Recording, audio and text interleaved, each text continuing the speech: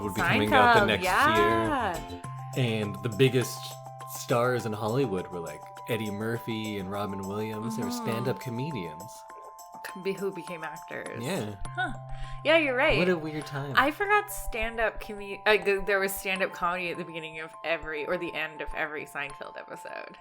I think both. The beginning and the end. The end? Oh, okay. Well, they say like, oh, that's a show about nothing. It's not a show about nothing. It's about a stand-up comedian and how he gets his material. Yeah. That's what it's about. Crazy friends. It's like, yeah, the crazy friends do a crazy thing, and then that's where he gets his material from. I think that's clearly the premise of the show. It's not about nothing at all. Yeah. Don't they all die at the end? No. Oh, okay. That would be a good ending, though. That show, I really dislike the first few seasons, and I really enjoy the last few. Oh, interesting. So I don't know. I watched a lot of it with my dad. Dads, like our age's dads, love Seinfeld. Dad show. Yeah, it really is. Did your dad watch it? Oh, my dad loves Seinfeld. Oh. I did a rewatch. I'll have to mention that next to my dad's season. In the last year, I rewatched it, and I had so much trouble getting through the first few seasons. I thought it was just unwatchable and terrible. And later, they figured out what they were, and I actually like the later ones so much more. Fell into a rhythm. Yeah. Yeah, sometimes it does take shows. That's like back when they'd give shows a chance. Yeah. It was less about like, oh, your ratings are down, you only get one season, bye. Well, I think it was doing very well right at the beginning. It's just I didn't like it. But this was the time where stand-up comedians roamed the land. Like dinosaurs. Every brick wall you would see, there would be a stand-up comedian in front of it. Just telling jokes. Interesting. Like Sinbad had multiple movies in this time. Wasn't he in a genie movie? No. I knew that would upset you. The genie movie Shazam? Yeah. Yeah. That we all saw as children. Is that Mandela effect? Yeah, my sister claims to have seen it. Well, welcome everyone to another episode of I Love This, You Should Too. We're not going to be talking just about stand-up comedians today, but we are going to be revisiting the time where stand-up comedians really ruled, but not in this one. The heyday. Yeah. My dad did stand-up. Oh. Yeah. Are we going to keep going? I thought we were going to start the show. No, let's start the podcast. Okay. I just remembered that. That's very interesting. Yeah. I did too. Back to starting the show. Oh, yeah, that's right. We are members of the Alberta Podcast Network, which is locally grown and community supported. My name is Indy, bombing in front of a brick wall Randawa, and with me is Samantha, Pretty Woman Randawa. Aw, thank you. Hello, thank you very much. And we are going to be talking about the movie Pretty Woman today. Which Indy hated. It's not that part yet. Don't make people turn off. Maybe they think I'm going to just be real mean about it. Or maybe they think you're being sarcastic and I love it. Oh, okay. Who knows? You'll find out soon. Yeah. You know when you'll find out? Right after Samantha reads us ad. And our first sponsor of the episode is the Well Endowed podcast by the Edmonton Community Foundation. Hosted and produced by Andrew Paul and Lisa Pruden, it explores the impact of passionate people who are working to make Edmonton a strong, vibrant community to live in. The Edmonton Community Foundation helps people create endowment funds, and the podcast tells the stories of how these endowments intersect with the community. You can subscribe to the Well Endowed podcast at thewellendowedpodcast.com. All right, Sam, let's get into it. Well, you know what? This was your pick, even though it was a movie you hadn't seen and I had. So why don't you take it away? I loved it. It was amazing. Really? Yeah.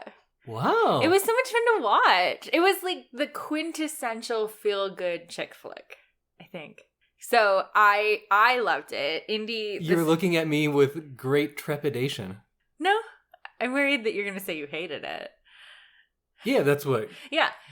So, Indy, you've seen this before, and you said it was your favorite movie when you were 16? I didn't say it was my favorite movie. I said I liked it way more than a teenage boy should. Okay. Did it hold up? Do you still love it? Fuck, it's so good. I love this movie. I think I like it more. Aww. I... loved it, and when we finished it, I suggested we watch it again. But you were like, no, it's bedtime. You also suggested we watch it last night. Yeah. And then we also watched it again today. So we recapped it We today, recapped it, which yes. we do for most movies. Yes. But I just think it's funny. You never want to watch the movie like over again. It's so watchable. It is so watchable. I'm not going to make the argument that this is one of the best movies or even one of my favorite movies, but I will say that this is one of the most enjoyable and rewatchable movies we've done in a long time. I agree. This is a movie that if it were on TV and we still had TV and you're flipping through channels and this came on, I would sit and watch the whole thing. Yeah, I'd agree. I think this is like a fun one you can throw on while you're getting ready for something because it's like got so many charming moments and like a killer montage. Yeah.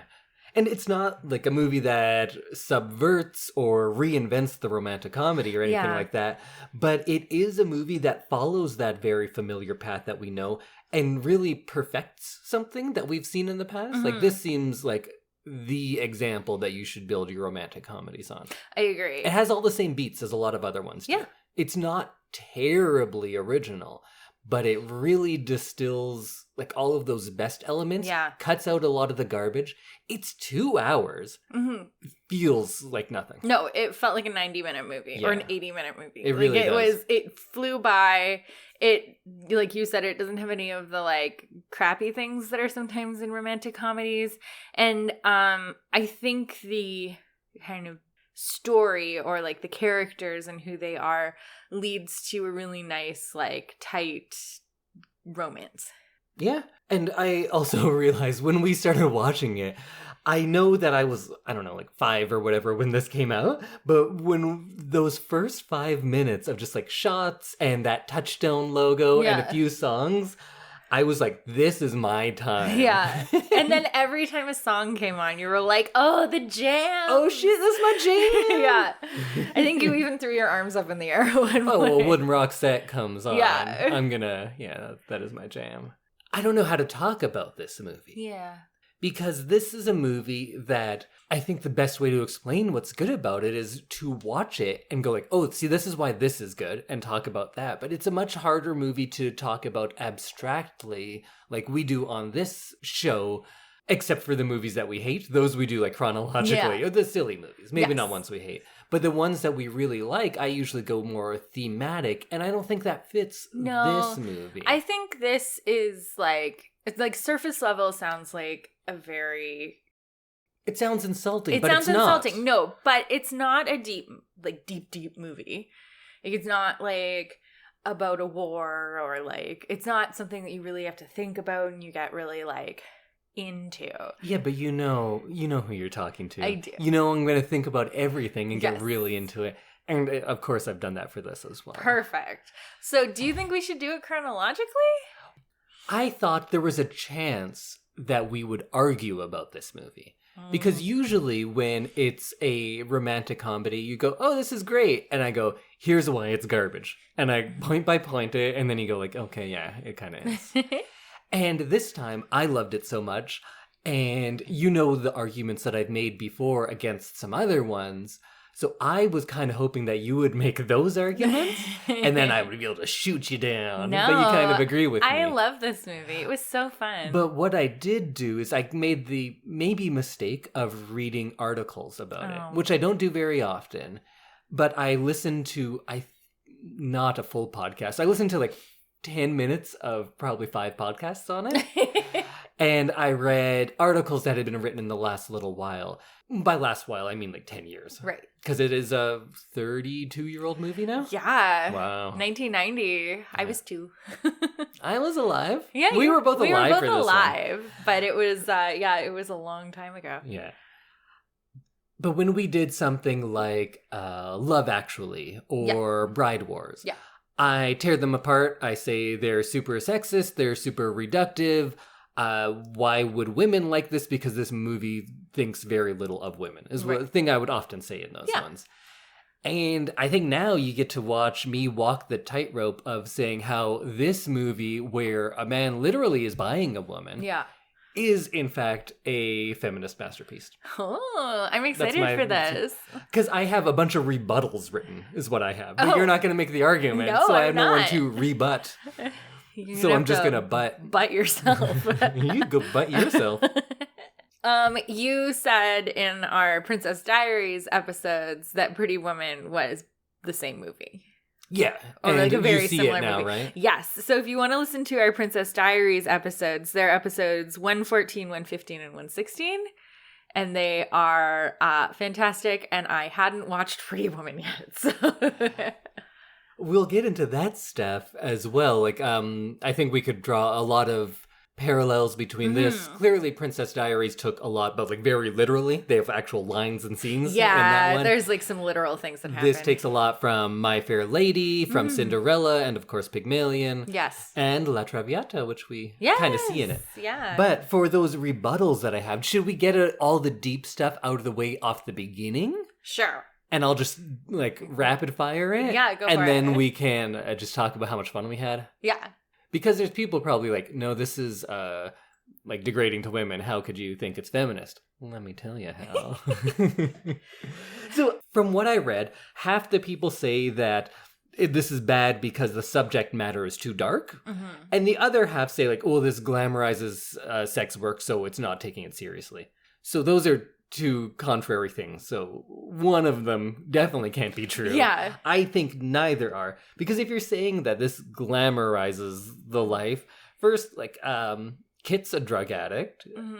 Someone was murdered and left in a Right dumpster. at the beginning of the movie. So how are you saying like, oh, it's glamorizing they're and not showing it how as serious? dangerous it Yeah. is.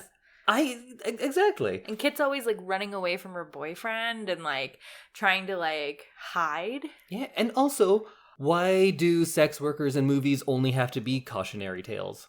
It's not like you see movies about minor league baseball players making it and you're like, oh, well, you should show all the ones that don't make it. Yeah. It should be a cautionary tale. Yeah. Why? Most baseball players don't make it. Why?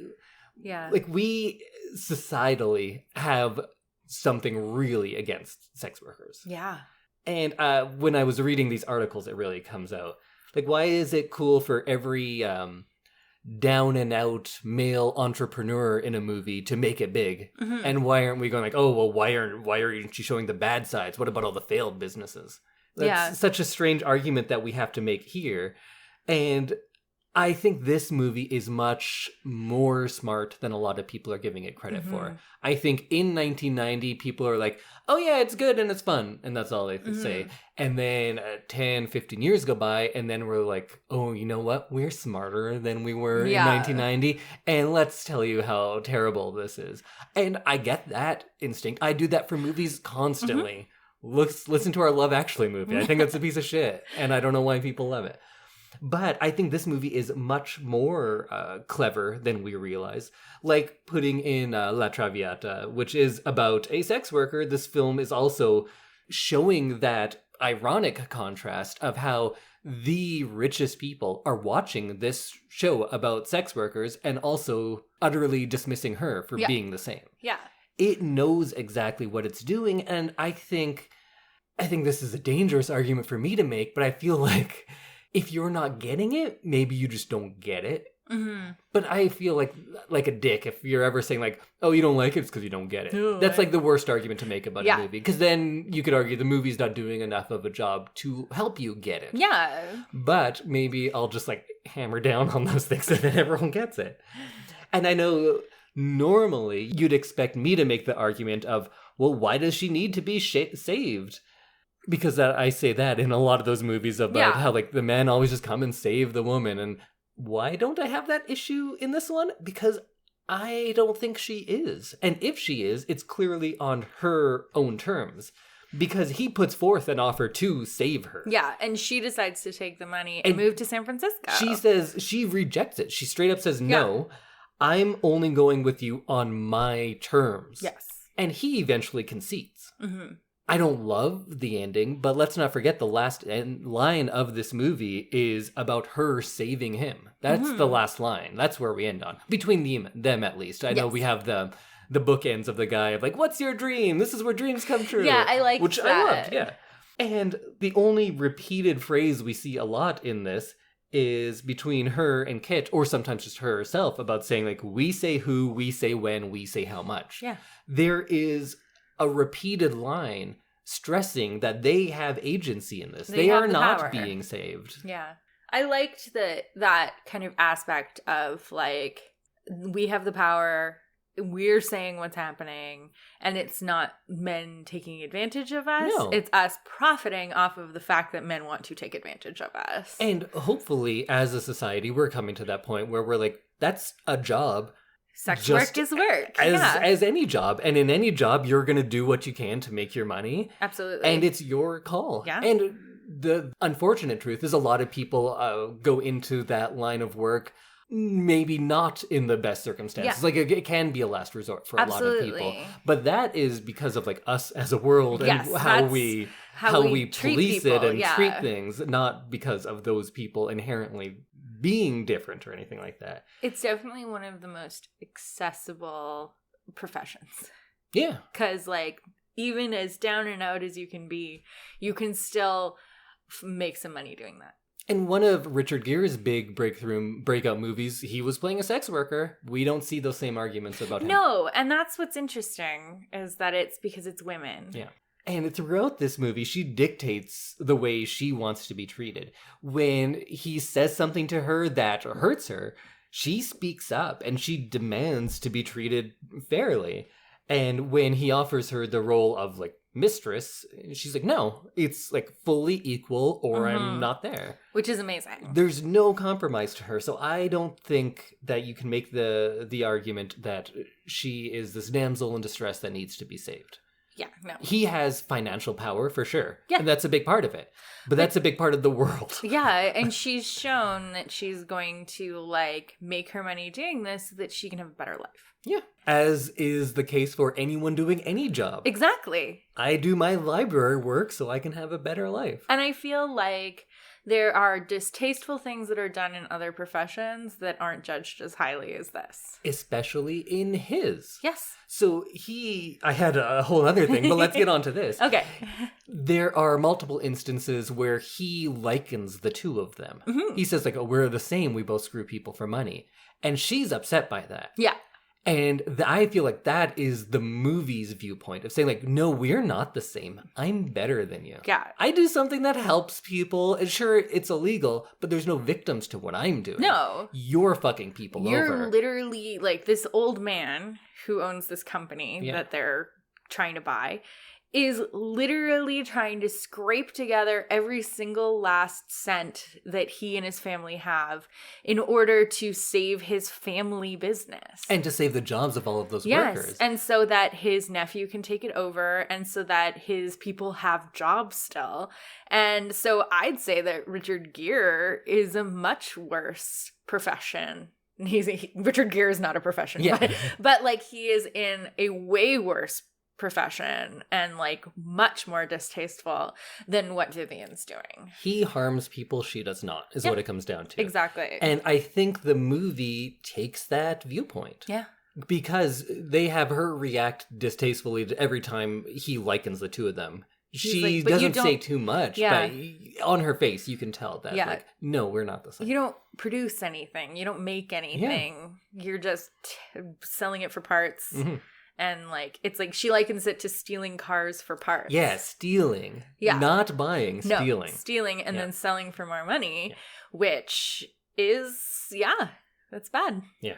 And then there's the argument that a lot of people make about, like, oh, why is she the only one that's worthy of being saved? First, she's not saved. I made that argument already. Yeah. But I think the romantic could say that, well, they found love. Mm-hmm. It's not a savior. It's like they found love together. In like a hopeless place. Love in a home. As soon as that sentence was coming out of my mouth, all I could think of was Rihanna. Yeah. So like they went into it not expecting this and it kind of took them by surprise. So it's not like she was like dating men in order to like get one of them to be her sugar daddy or something. Yeah, they truly did find love in a hopeless place. They did. But then even if you're not a romantic and you're a pragmatist, she manufactured and negotiated this deal. Uh-huh. So then that should be applauded as well. Yeah. And like, I don't know what you would want if just every sex worker to like win in this movie. It's her story, it's her movie. But she also gives Kit a bunch of money. Yeah, she does what she can. She does what she can for her friend who is not in the best place herself, and she's able to like help her and to like kind of share the wealth. So she does help the other sex worker in her life. Absolutely. And so, yeah, I think if you think everybody deserves saving, I think everybody kind of was saved. She's saving as many as she can. Yeah. Giving them the tools to save themselves, perhaps. Exactly. And then there are other parts which are kind of lessons that I'm directly opposed to. But even when those ones come up in this movie, they have a certain like level of cynical truth to them. Like how she's not really accepted by anyone until she conforms to their outward appearance standards, right? And the appearance of having money and being a part of this capitalist society is the most important thing for her to be accepted. And that's like a pretty fucked up take for a movie to have. Oh, extremely. It's also a pretty accurate take. Yeah. Like that is, for better or worse, yes, that's how it is. If you look poor, you will be treated worse in the world. Oh, absolutely. If you look rich, you will be treated better. Yeah. I don't know if the movie is saying like, yeah, good, that's how it should be.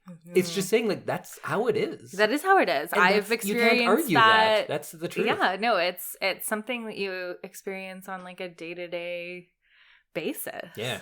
What you can say is that within this established structure that the movie and like indeed our own world are in, she does what she can for herself.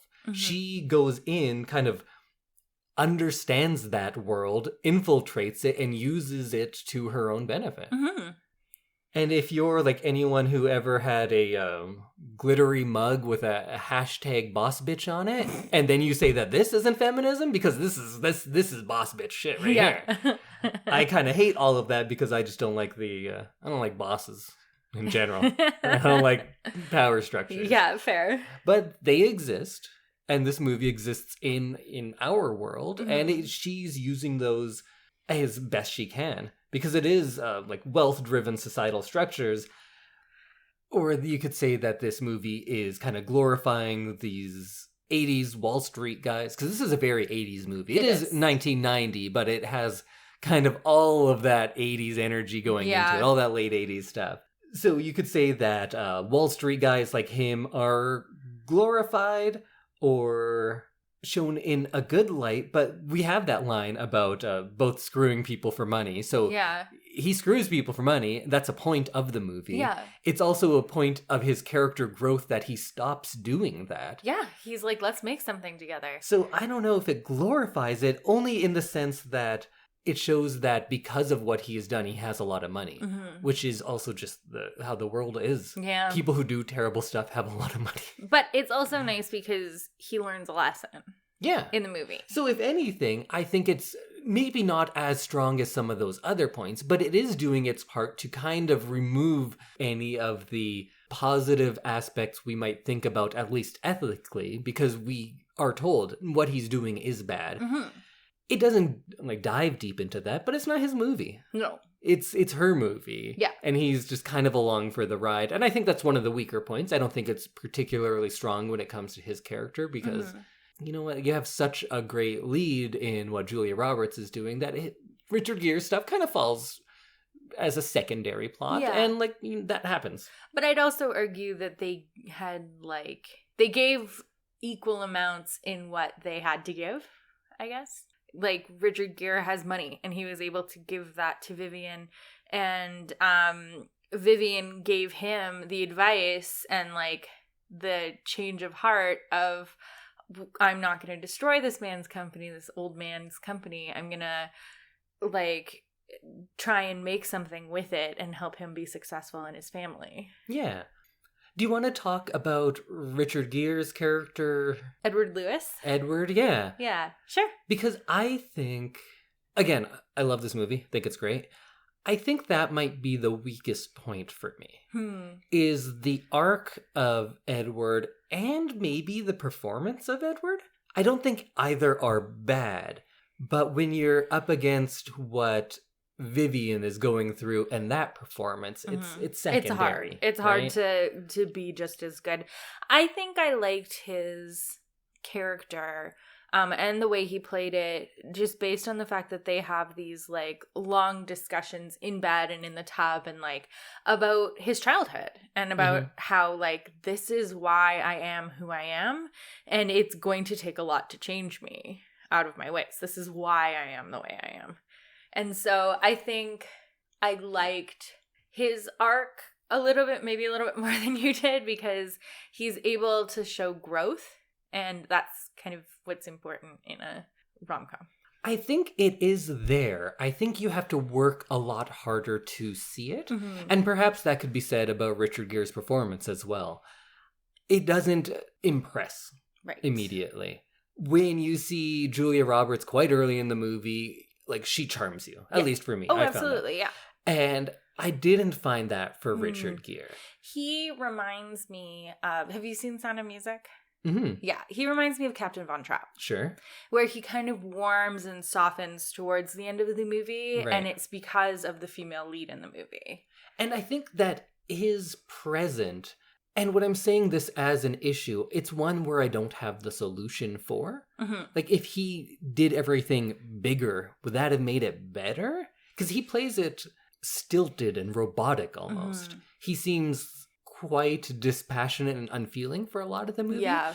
But the upside of that is, even early on, when you see him kind of like smirk about her doing something, those have more weight because how little he reacts normally.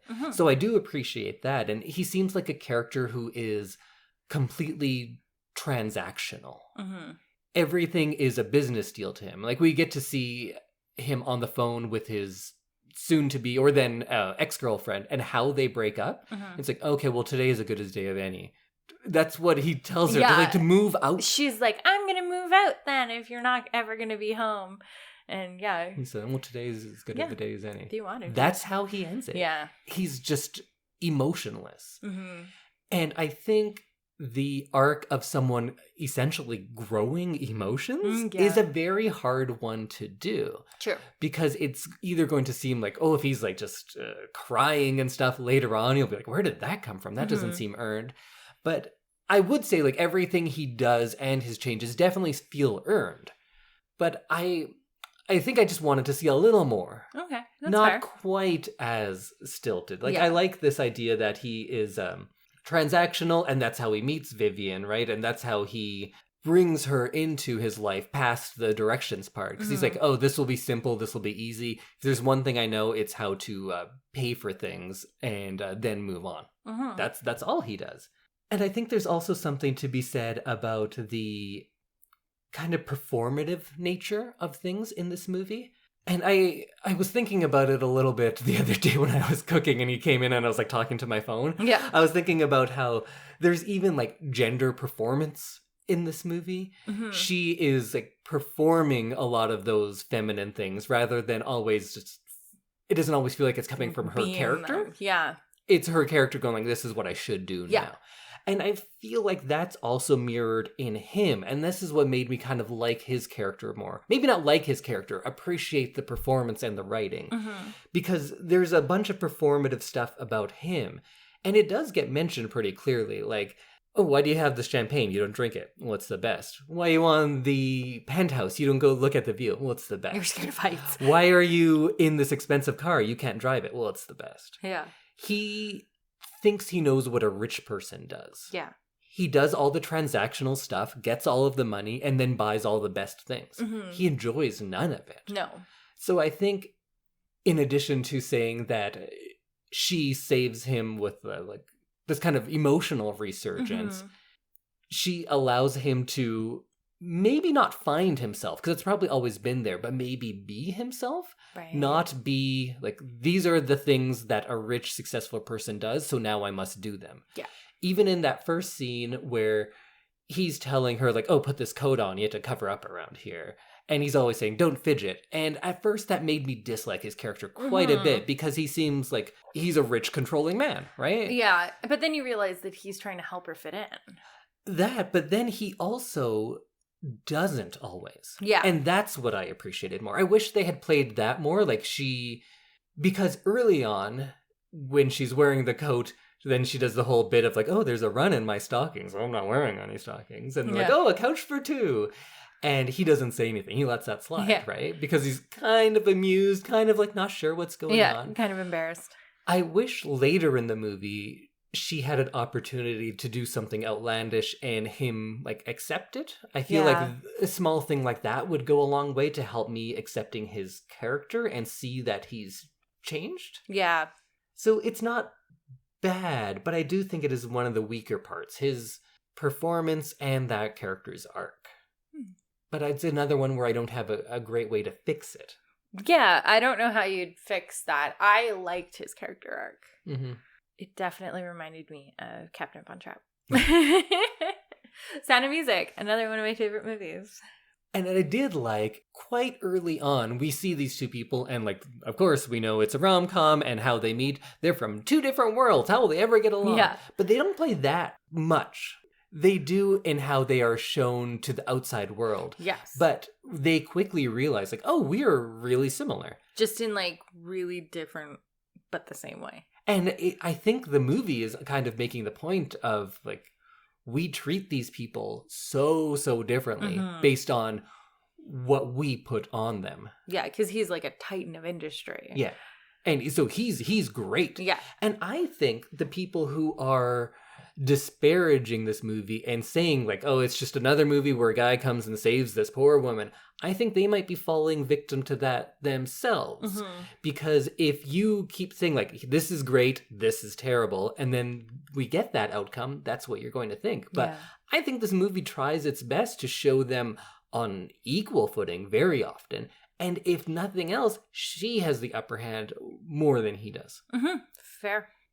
Because he needs her to be there for all of these events. Like the dinner with James Morris and his nephew. They're like, you need to take a date. I was thinking, that too, but I was thinking more just to become a complete human, because he's not that. Oh, yes. I feel like she is not a fully realized person, because she's very young and naive, but she has a sense of self that he does not. Yes. She knows who he is, and she'll tell him who she is. He is, like, when he talks about himself, it's more professional, right? Those are his accomplishments, and that's who he is. And I think the movie's also making a point of that, about how someone's profession supersedes the person often. And I think a lot of critics of the movie are putting that onto Vivian's character as well. Even though there's a line that tries its best to subvert that, when they have the bit about, I never treated you like a prostitute. You just did. Yeah. I think that is brilliant. And I think people have different readings on it. I thought there was only one reading, but like, what did you take away from that line? I like agree with her. He is so transactional, and he's like, oh, I'll pay for all your stuff, and like, you'll be there for me when I need you.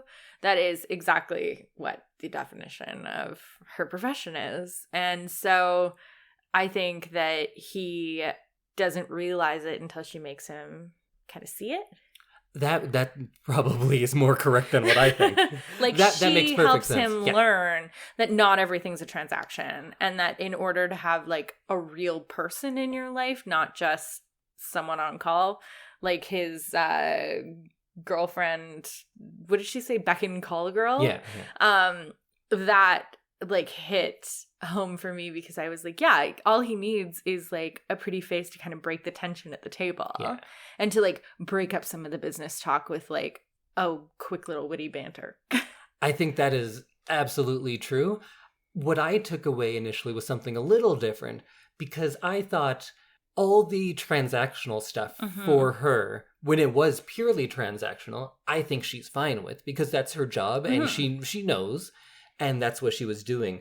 I think when she says, you just did treat me like a prostitute, what she's referring to, in my mind, is when he says, I never treated you like a prostitute. Yeah. He's saying there is a way to treat prostitutes. And that is what gets her. Yeah. Because she's saying like, oh, so I'm not equal to you. No, I'm That's below what you're you. saying. Yeah. You're saying that there is a way people like me should be treated.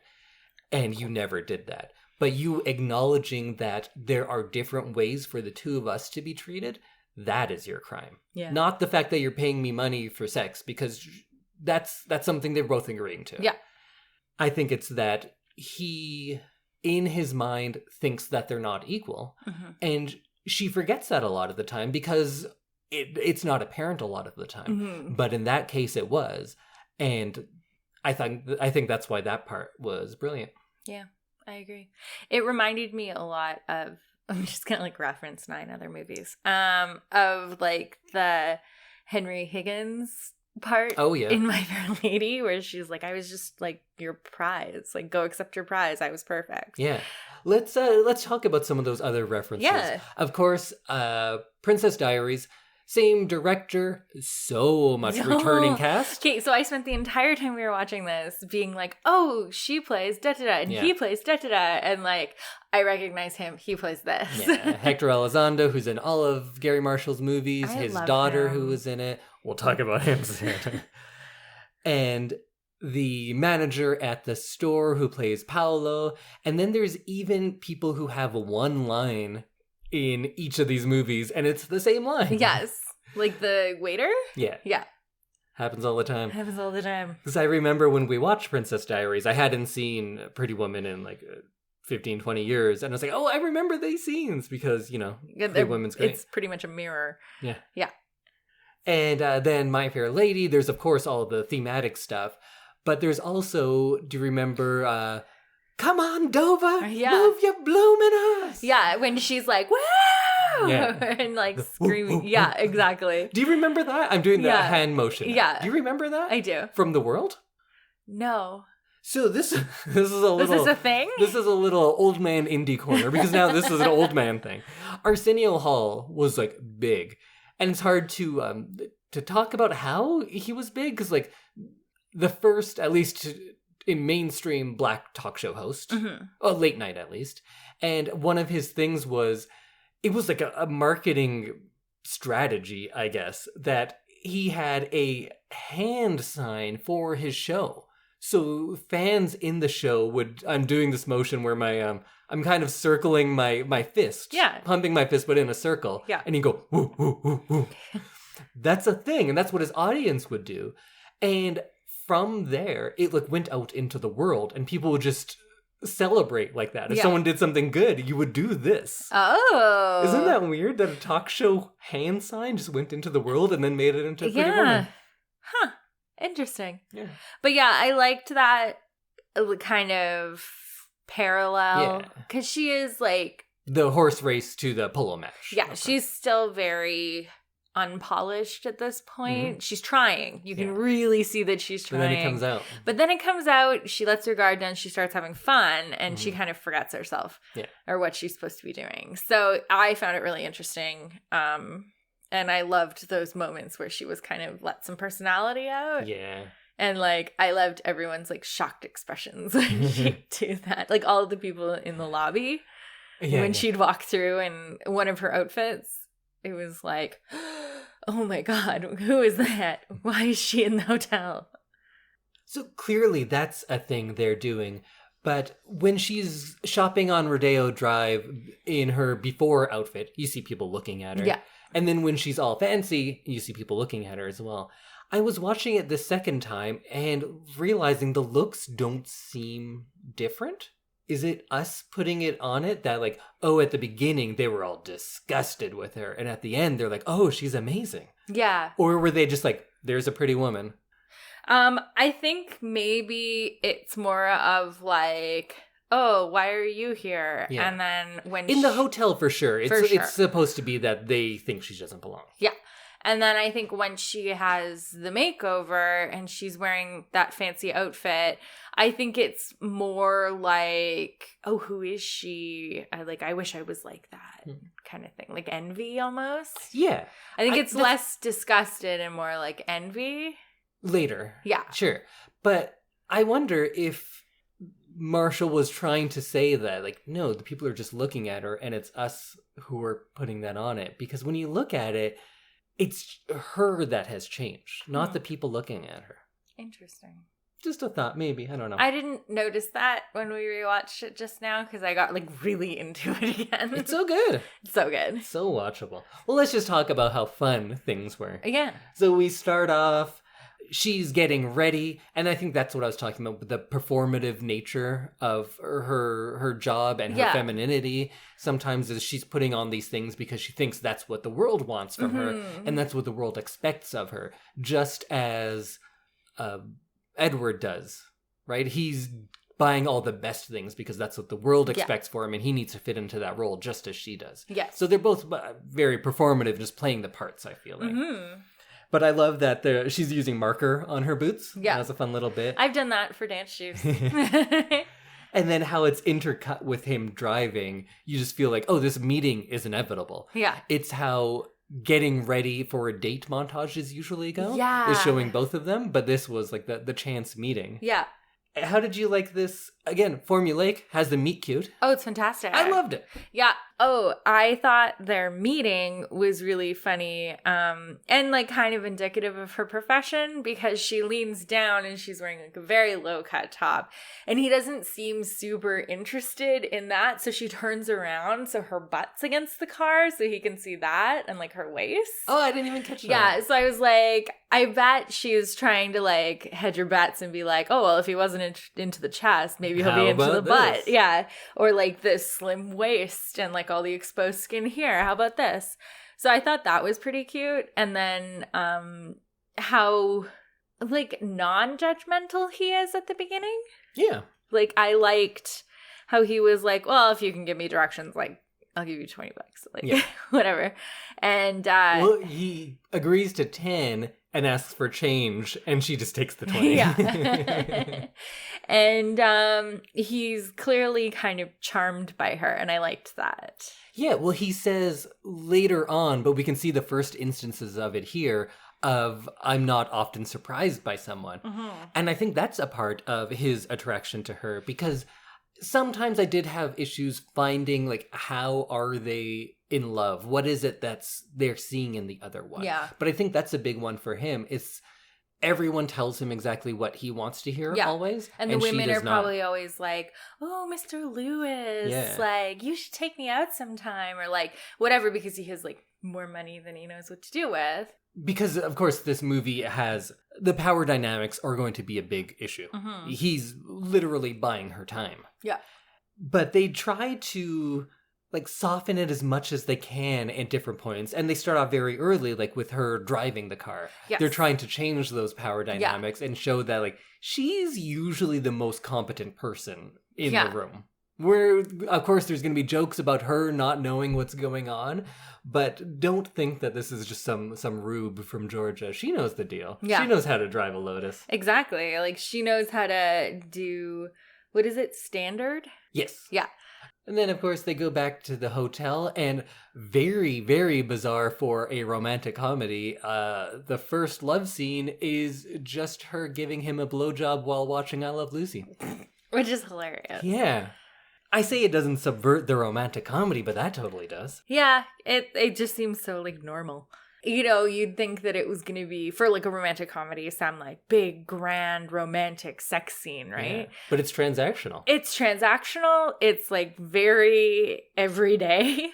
It's definitely starting at a very different place than pretty much any romantic comedy is exactly. going to. And soon after this, we get maybe my favorite scene. Oh, no, probably the shopping is probably the one. But one of my very favorite scenes is that bit with her in the bathtub when he is kind of paying for the week, or like they're negotiating the price for the week. Yeah, so she's in the tub, they're negotiating, and there's the really fun line of, I would have stayed for 2, well, I would have paid 4. Yeah. That's fun. It's like a give and take on both of them. Yeah, and they're being honest with each other. Yeah. And I think the movie does a good job of keeping that power dynamic in mind and trying not to, like, play into it too much. Trying to give her that agency so we feel like she is falling in love and not being purchased. Yeah. I think so. People would disagree with that, but I love when she's singing Prince in the tub, and there's some real Ariel vibes Yeah, there totally is. She has a very... That was before this, right? That was like 88, 89? Yeah, that was like early Disney. We have different definitions of early Disney. Early in my life, maybe? Golden age Disney to me. Yeah, golden age Disney. Yeah, and she really has some, like, Ariel-like... And I think there's a bit of that in this movie, too. Her red hair and, like, her in the tub. Her awkwardness. Yeah. But still, not grace, charm through awkwardness is very Ariel. Yeah. There's some Beauty and the Beast in this. Oh, for sure. There's a lot of movies. Or I guess this is the same year as Beauty and the Beast. Yeah. They always have to make romantic comedy females, like, clumsy to make them relatable. Yeah. I'm glad they didn't do that. And all of her kind of fidgetiness or awkwardness seemed just to be her.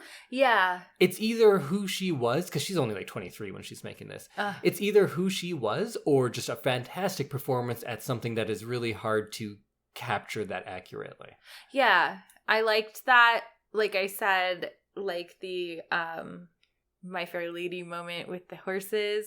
It was like really charming to see her kind of slip her fancy character and just like start to enjoy herself. Or like, I can't remember what the scene was, but she says something like, yeah! And then she goes, yes, please do so. Yeah. That was really funny.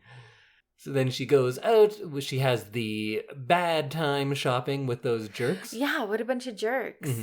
But I get it. Like, that's totally a snooty store thing. I guess I don't go into many snooty stores. I used to work in a very fancy mall. Sold like some very expensive things. It was in a tower downtown, and if you were like not dressed appropriately or like underdressed in their opinion, you like wouldn't even get spoken to. Whoa. Yeah, sounds like they were dicks. A little bit, especially now and where we live. People with a lot of money are just wearing sweatpants. Yes, we were at that restaurant and there was a picture of the Oilers who had come to the restaurant like in a previous time, and they're all wearing like really crappy sneakers and like sweatpants. Yeah, that's how millionaires dress. Yeah, so I think it's a lot more casual now. Yeah, but then there's that instance with Hector Elizondo's character, Barney, she calls him. Barney. The part where he surprises her and phones the store and says, you're going to take care of my friend? Yeah, and right before that, you have a part which we would normally see in any romantic comedy where he's like, oh, you don't belong here, and you're going to move on, right? Yeah. And in every other movie, the rest of the movie would be her like trying to hide from him and him being like unreasonably angry at her for no reason. Yeah. That would be a big part of it. And I love that this movie, despite starting with someone being murdered and thrown into a dumpster, shows a lot of kindness in its characters. And that was really charming because most movies, formulaic movies, tend to rely on characters being angry and upset for no reason and being confrontational for no reason. This movie shows that, like, you know what? Sometimes people are just nice. Yeah. Sometimes people are jerks. Yeah. But sometimes people are really nice. And when he has that turn because he sees her emotional reaction and then realizes that this is like a young woman here who is kind of out of her depth in this whole like physical environment, and how can I help? Trying. Yeah. She tried to go do the right thing. Yes. And to go shop and to like get something appropriate for whatever they were doing. And so I really loved, when he starts to be a little bit more compassionate towards her and then kind of takes her under his wing. Yeah, we get to see somebody's preconceived prejudices dissolve in one scene. Because he's like, oh, you're here for this. It's bad for my business. And then he sees through it. Because this movie is so much about the performance of your profession or your gender or whatever society expects of you. And he sees through that because he gets to see a glimpse of who she is when she's not performing. She's just being herself. And he sees that and he connects with the person underneath. And it's something small. It's something really quick. But it's what separates this movie from romantic comedies that I hate. Yeah. That little bit was great. And then it leads into one of the best sequences because then he calls, I forget what the woman's name is. Yeah. But she goes over there and meets this woman who's going to take care of her. And one of the lines was, "Oh, he's not my uncle," meaning Edward. And she goes like, "They never are." Yeah. Like, she knows the deal. Yeah. I like that a lot. Yeah. And also, I like the term of uncle, and he's like, "You don't have any other uncles in the hotel right now?" And she's like, "No." But yeah, that was sweet when the saleswoman actually is like, "Don't worry about it. Yeah. We know."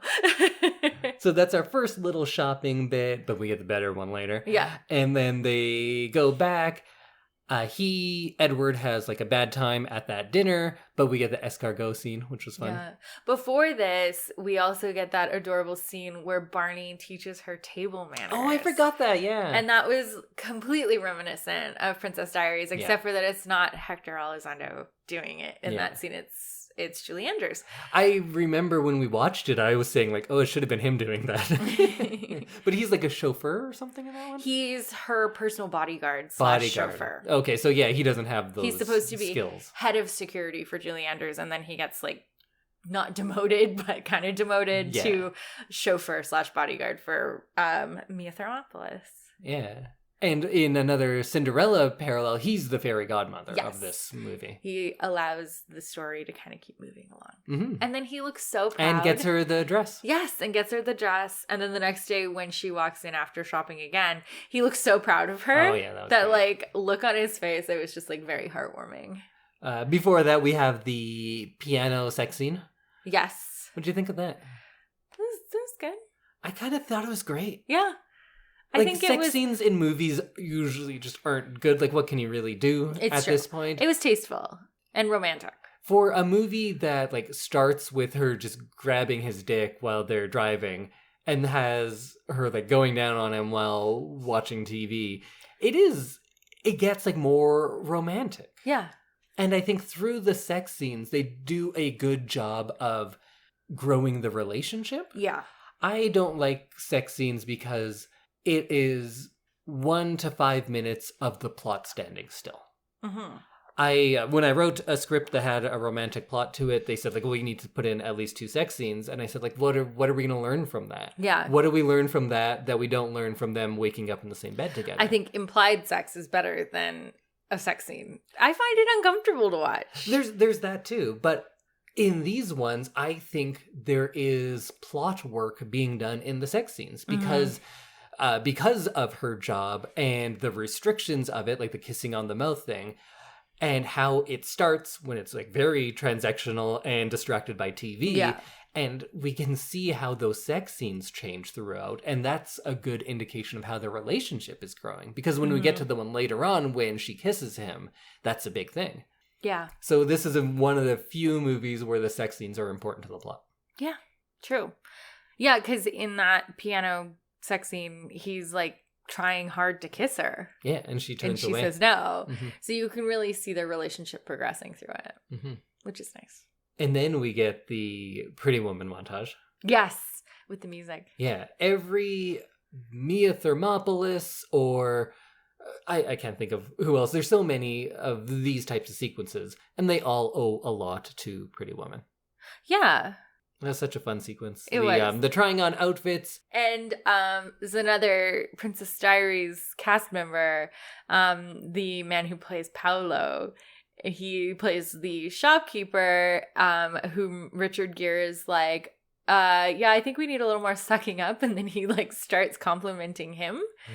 And he's like, no, her. Yeah. And yeah, you can make the criticism, of course, that this movie is materialistic because of how much joy the movie and us take from those sequences. Yeah. But you know what? I'm not above some escapism when it's well done. No, this is totally an escapism movie. Yeah, and it's not about, yes, gain all the money so you can buy all the things. It's yeah, look how good they have it. Mm-hmm. Isn't it nice when that's kind of spread out to some people who really appreciate it for the first time like this? And it's kind of also her being armed to to compete in this new world. Yes. Right? This is how you harm yourself, is with all of these expensive clothes. Appropriate fashion and manners. Yeah. Yeah. I loved her little confrontation with the mean store clerk. Oh, of course. See, who doesn't want that kind of revenge of someone who wronged you, or sometimes even more than is mean to you, someone who dismisses you. Yeah. Right? And then she got to come in with that power, with the power that they thought they had over her. And now she has more of that, brings it in there and like throws it in their faces. And that's great. It's a great scene. Absolutely. And the lady's like, what? Big mistake. Big mistake. Big. Yeah. Huge. I have to go shopping now. Is that your favorite scene? Yeah, I think so. It might be. It's really good.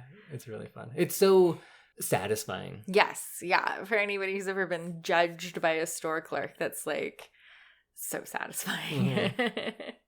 So we talked about the polo match a little bit, but one of the important things that happens there is that he reveals her profession to George Costanza. I forget. Stuckey? Philip. Stuckey? Is that his name? Philip Stuckey, yeah. And then that becomes a big thing because Stuckey says something, and that starts the fight. And in every romantic comedy, there's a fight at this point, which lasts for 30 minutes, and it's about nothing. It's usually just a miscommunication that could be easily solved. In this movie, it lasts about 3 minutes, and the fight is solved by an explanation of her feelings and him understanding that, hearing that, and making a meaningful apology. And change. Acknowledging her feelings and where she's coming from and trying to change. It's that easy, writers.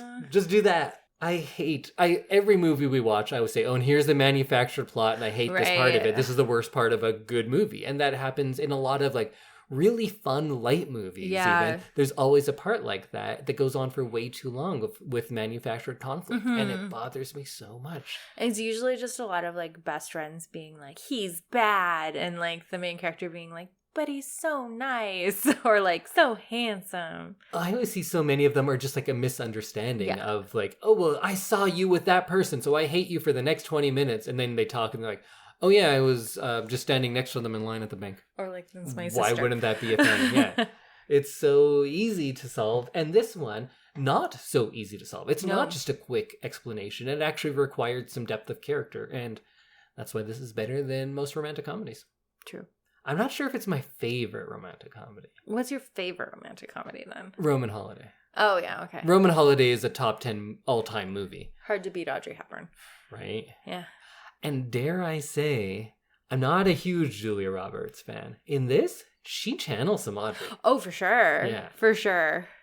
And then they have another conversation, and one of the lines that I really loved is when they're talking about kind of good aspects of her, and she says, but isn't it funny how the bad stuff is always easier to believe? I loved that. That's a good line. That one hits hard. Yeah. Do you have a favorite romantic comedy? Is it Pretty Woman? It may be Pretty Woman. Isn't it so good? Yeah. Oh, I've been talking about it for years. Whenever it would just come up, I'd be like, oh, that's such a good movie. You'd love it. And I'm glad you do. It kind of turned into a reverse episode. It did. Like, but I felt like we just needed to like do it and get it over with. Because it was going to be a while before I could get to it. Yeah. And I needed to just like bring it up. I needed to do a bad one that you'd seen. So I thought, oh, not bad, but like a like common one that you'd seen that I hadn't, which is why I went Glitter or Pretty Woman. Aren't you glad we went with Pretty Woman? Yes. So glad. Well, wait until you see Glitter. Maybe you'll like it more. Maybe I'll be like, this is the Pretty Woman of the 2000s. Of your generation. Yeah. This is the Pretty Woman of my generation. The Pretty Woman is the Pretty Woman of your generation? Mm-hmm. It is. Then we get the scene with her in the red dress. Oh, the red dress. Which was pretty great. I want to be her when I grow up. Don't we all? She was much younger than you in that point. I know. It's funny because like I watched this movie, like I said, as a 12-year-old boy. Yeah. And this is also why I don't believe a lot of those critics who are saying like, oh, it's just glorifying what this terrible guy does. I never was like, oh, I want to be a rich asshole like that so I can buy a pretty woman. You want to be Julia Roberts. I didn't think I wanted to be her, But I was just utterly charmed by her journey and happy for her that something good happens at the end. Yeah. That was kind of how I felt at the end. I was like, I'm just so happy. Yeah. It's just really nice. It left you with like really nice feelings. I love a sad ending. I feel like almost every movie should have a sad ending because almost everything in life has a sad ending. Except for Pretty Woman.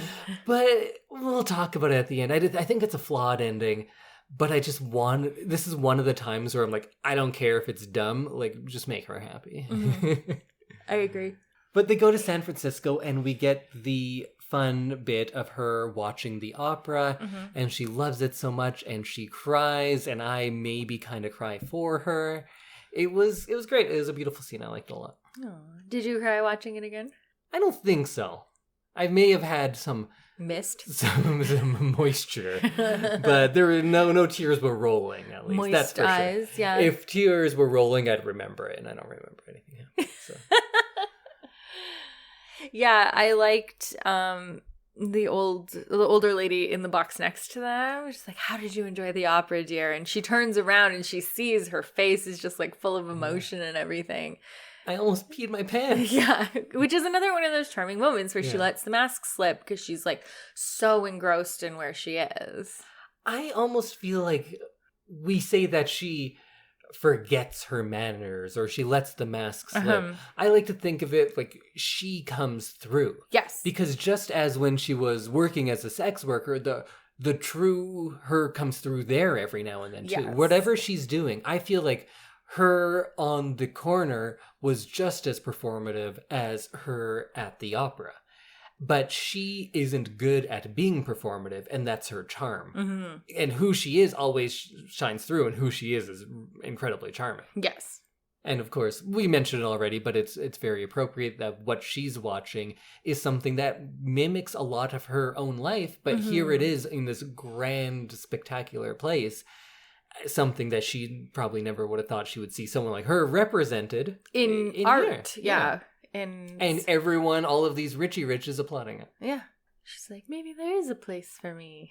Maybe. Yeah. So then after the opera, she breaks her no kissing rule and she says, "I love you," thinking that he's already asleep. Right. But he hears, but pretends to be asleep. Yes. Right. I'd forgotten about that. Yeah. That's big. That is big. And also like a very standard rom-com thing. Yeah.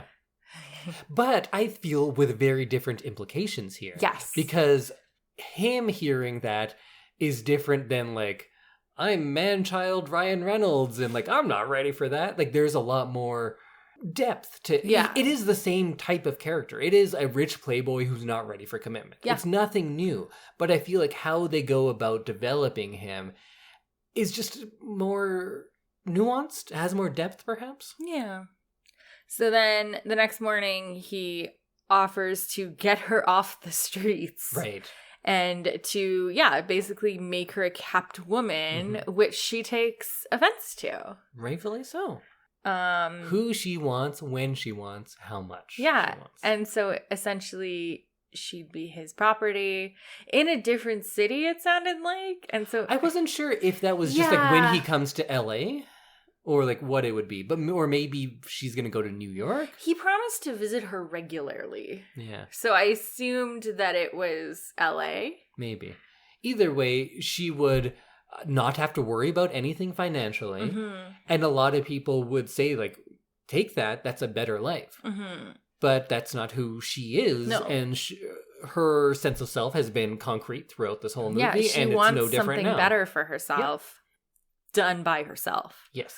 Not done by someone else. On her terms. Mm-hmm. And she admits, and we get into the more schmaltzy part of the movie when she says like, no, I want the fairy tale. But she holds to it. It's different than in a lot of movies where like, I want the fairy tale, and then they get it. She turns down a kind of like a life of leisure. Yeah.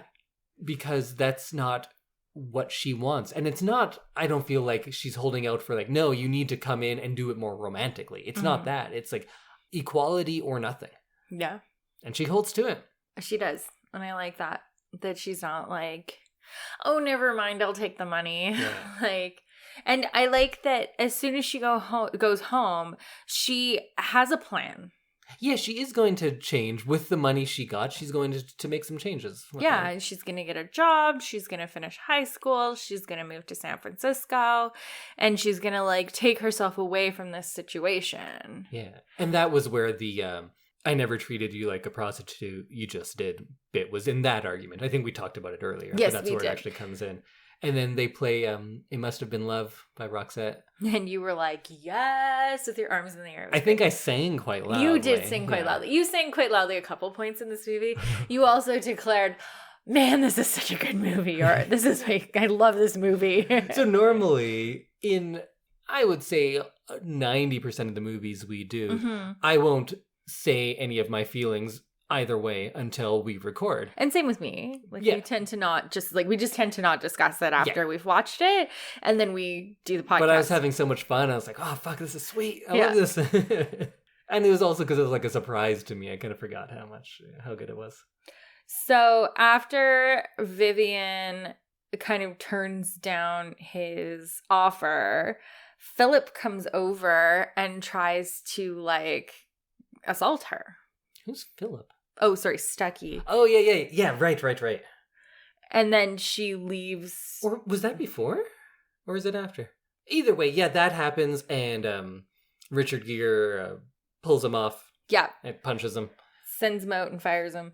And then he asks her to stay one more night. Oh, yeah, and says, not because I'm paying you, but because you want to. Yeah. And she says, I can't. Yeah. That was surprising. You'd think that he's giving her the out of like, just accept this as romance. But she knows that it's not equal at that point. He hasn't done enough to prove it to her. Yeah. And then she gets a ride with the chauffeur from the hotel, who then also gives a ride the next day to Edward. And ends up driving him to her apartment, and then they have the big finale. When she is deciding she's going to leave, though, I love the goodbye scene with Kit. Yeah. That was really sweet, because I loved when Kit is saying goodbye. She doesn't say, like, what are you doing? Go to him. Mm-hmm. She never says, go to him, you love him, even. She just says, I believe in you. Yeah. That's great. Yeah. I always say that, like, no movies have just women being friends just for the sake of being friends. Mm-hmm. This one does. And I like that Kit isn't trying to get Vivian's money. She's just, like, they love each other. Really happy for her friend, and is like, you go start that life. Like, you go have a better life, because it's not here. Yeah. I think she wants to leave the life, but is like more entrenched in it than Vivian was. And she's on drugs, and she's got like a boyfriend and stuff. So I think it would be a little harder for her to leave, maybe. Yeah, we don't know as much about Kit and her complexities. But Vivian helps her out. Yeah. It's nice. So then, we'll go fast forward to the big scene. He comes on his white horse, which is his limo. He has his sword, which is his umbrella. Yeah. How does this work for you? I liked it. I thought it was cute because they called other parts of the movie, like the fact that he's afraid of heights. Mm-hmm. And he's like, it had to be the top floor. And she's like, it's the best. Yeah. And he kind of, I found that the fact that she came down some of the stairs and he went up some of the stairs was kind of like a metaphor for equality. Absolutely. Yeah. I made note of that. She didn't just stay in the window. No. She went out there because she's active. She's engaged. That's who she is. And so they kind of met in the middle, and I liked it. I liked the ending. It was uplifting. So this is another one where it's not my favorite part, but also I don't have something better. It is the most silly. Yeah. Like, he comes in and, like, goes up there because she had told the story about... Although it's not just like, oh, I always had a dream where a knight would rescue me. Yeah. It's when my mother would lock me in the attic for being bad. Mm-hmm. I had the dream of a knight coming to rescue me. Yeah. So it is still, like, really entrenched in a pretty grim reality. Yeah. But it gets a little silly. But at this point, I just kind of love her enough that I'm like, okay, whatever. This is what you want. You got it. Yeah. And I was just willing to let it go. You were on the ride. Yeah. I would probably end it very differently. The original ending, which very famously, he just drops her off and that's it. Oh. He's like, yeah, I paid you. Here's your money. Bye. Oh, I don't like that. Well, this started, it's pretty well known now, but it started as a drama. And the guy who wrote it, I can't remember his name now. He goes by the two initials, but I think his first name's John. And he wrote it because he was living in that area, and he had a lot of friends who were sex workers, and it was just based off a story he was told about how somebody brought her to Vegas and like bought all these things and was spending so much money, and then just dropped her off, and then they never saw him again. J.F. Lawton. J.F. Lawton, yeah.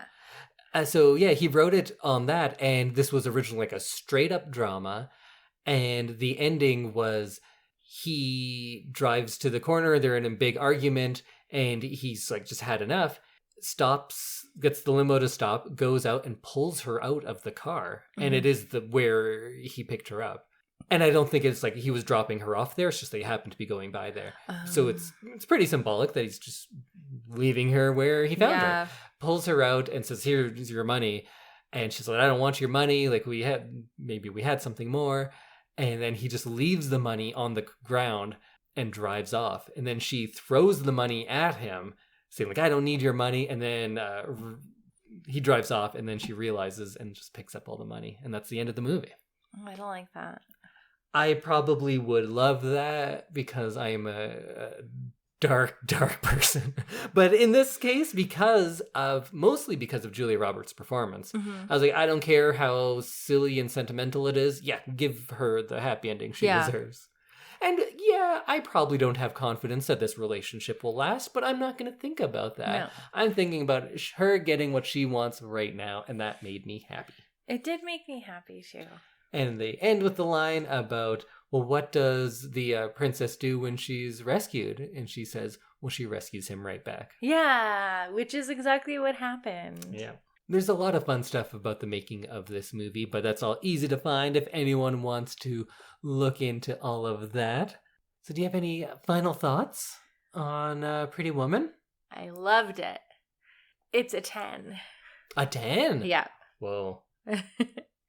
It was super fun. And it was like really uplifting. It was fun to see the characters that were in The Princess Diaries, which is a movie I know pretty well.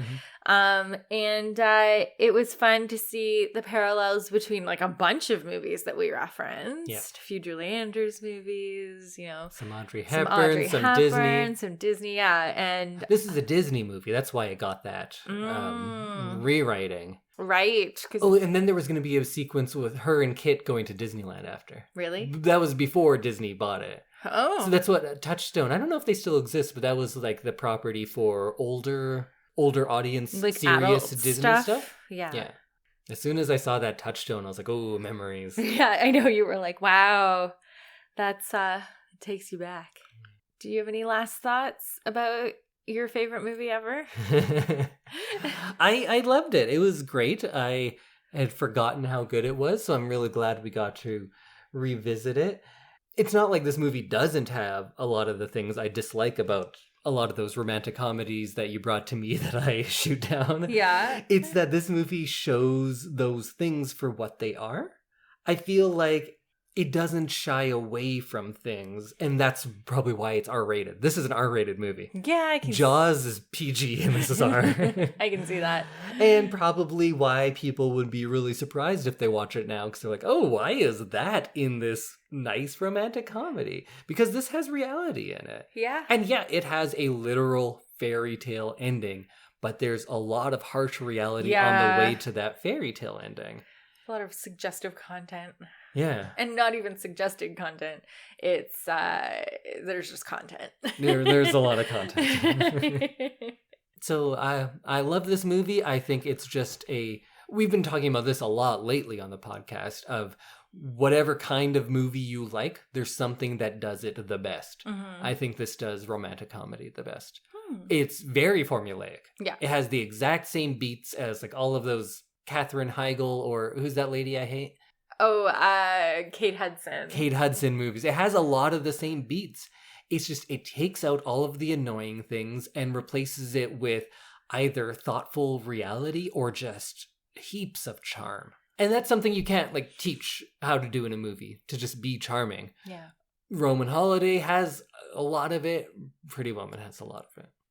Well, this very pretty episode of I Love This, You Should Too is brought to you by the Alberta Blue Cross.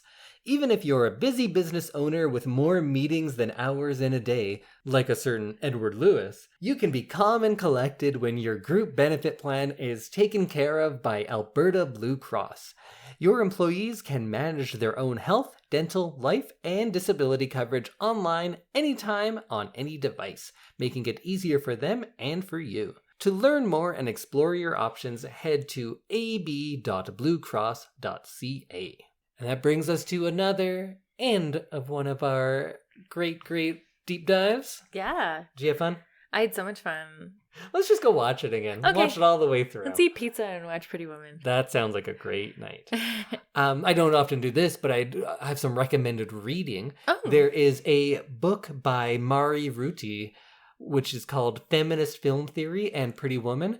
It's 150 pages, and it's that. She does a lot of good stuff. Nice. So go check that out if you like this so much. Well, join us again next week. We'll each have a spoiler-free review of something we're into with our Things of the Week. And I'll let you know what we're going to be watching for the big deep dive. Yeah, I'm excited to see what you're going to pick. I'm excited to find out what you're super into next week. And guys, it's almost Spooktober. Oh yeah, we're doing something special for this Spooktober. I know we always do all spooky movies all October, but it's gonna be something different. We're changing it up. Well, the same, but more. For year 4. Oh, it's gonna be intense. It's gonna be so spooky. It's gonna be really spooky. Okay, we'll see you next week. Bye. Bye, everyone.